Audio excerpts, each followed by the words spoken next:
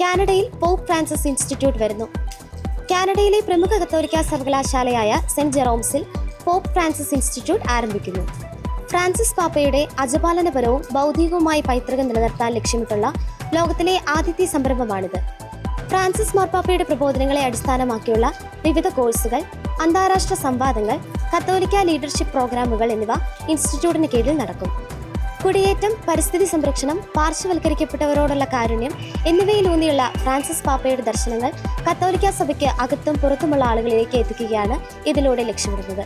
Leo 14 പാപ്പയുടെ synodality പ്രസ്ഥാനത്തിനും രണ്ടാം Vatican council ദർശനങ്ങൾക്കും ഈ ഇൻസ്റ്റിറ്റ്യൂട്ട് പുതിയ ഊർജ്ജം പകരുമെന്ന് യൂണിവേഴ്സിറ്റി അധികൃതർ വ്യക്തമാക്കി. ഈ വർഷം അവസാനം ഇൻസ്റ്റിറ്റ്യൂട്ട് ഔദ്യോഗികമായി പ്രവർത്തനം ആരംഭിക്കും.